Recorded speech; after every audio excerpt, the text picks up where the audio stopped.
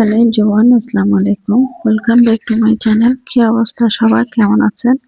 I hope সবাই ভালো আছেন। আজকে কিচেনটা ক্লিন করব, তাই সকালে কোনো নাস্তা শেয়ার করলাম না, ওইটা অফ ক্যামেরায় সেরে নিলাম। তো কিচেনটা হচ্ছে সব কিছু আমি উপর থেকে নিয়ে নিছি পরিষ্কার করার জন্য। উপরে মুছে ফেলছি আগে, তারপর সবকিছু নিচে রাখছি, একটা একটা করে পরিষ্কার করবো আর কি। তো যেহেতু আমার কিচেনটা অনেক বড়, তো এর আগের বাসাতে আমার কিচেনটা অনেক ছোট ছিল।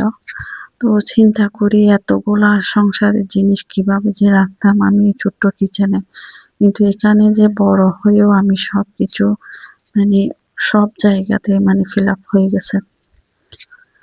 আসলে মানুষের চাহিদার কোনো শেষ নাই, মেয়েদের বিশেষ করে। তো ছোট হলে একটু চিন্তা থাকে কোনো কিছু কেনার বা কিভাবে রাখবো, কিভাবে গুছাবো। এখন যেহেতু বড় কিচেনটা, ওই জন্য যতই দেখি ততই নিতে ইচ্ছে করে। কিভাবে সুন্দর করে সাজাবো এরকম একটা প্ল্যান থাকে। আসলে মেয়েদের চাহিদার কোনো শেষ নেই, সেটা হয়তো সবার ক্ষেত্রে এরকম।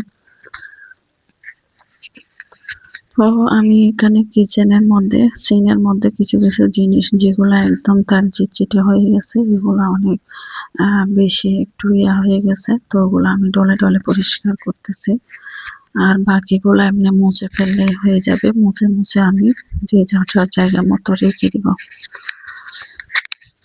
এদিকে ছোট দুইটা র্যাক ছিল, একটা হচ্ছে হোয়াইট কালারের আর একটা রেড কালারের। তো এগুলা একটু যেটা হোয়াইট কালারের এটা একটু বেশি দেখা যায় ময়লা হলে, আর অন্য বাকিটা তেমন দেখা যায় না, রেড কালারেরটা।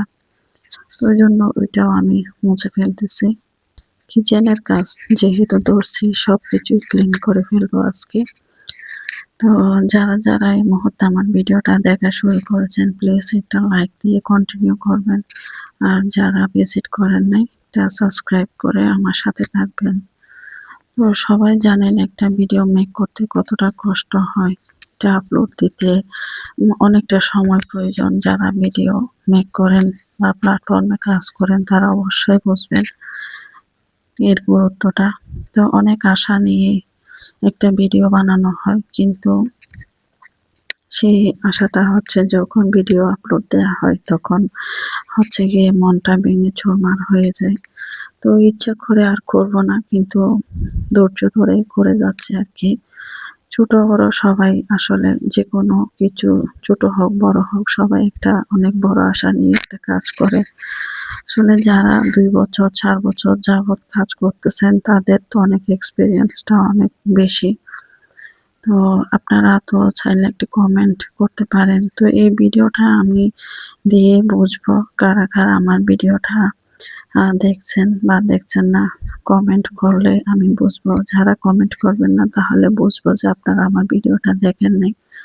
আর যারা কমেন্ট করবেন অবশ্যই বুঝবো আমার ভিডিওটা দেখে কমেন্ট করতেছেন।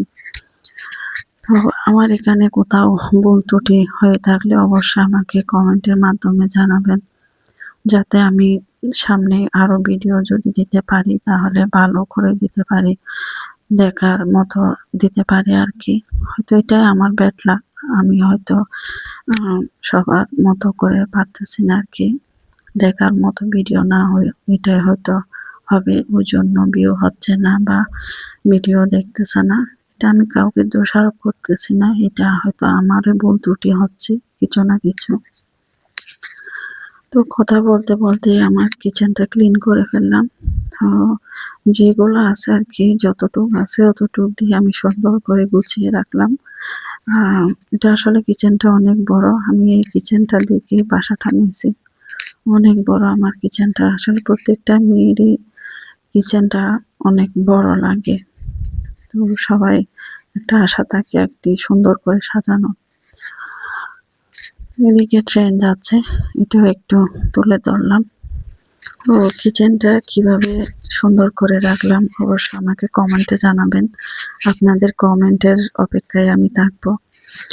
এদিকে ডাইনিং টেবিলটা আমি পরিষ্কার করে নিচ্ছি, আসলে সারাদিন অনেক দখল গেছে।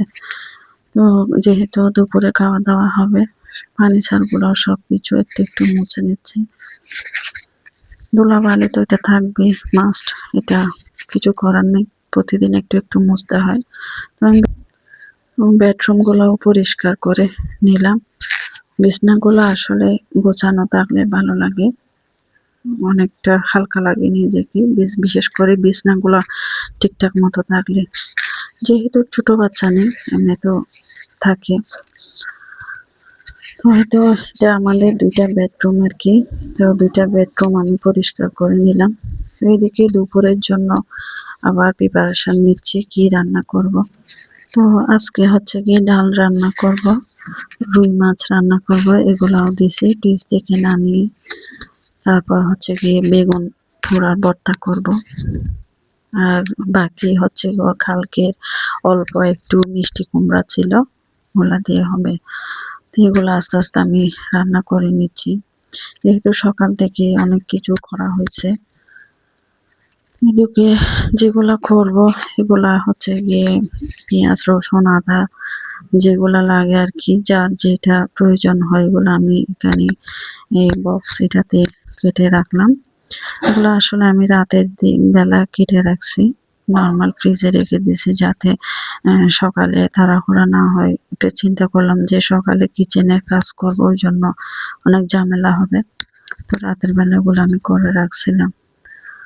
তো ডালটা ওইদিকে আমি ভিজিয়ে রাখলাম, এদিকে এক পাশে ভাত দিয়ে দিলাম আর এক পাশে বেগুন ভর্তা করব, তাই এটা আমি করে নিচ্ছি।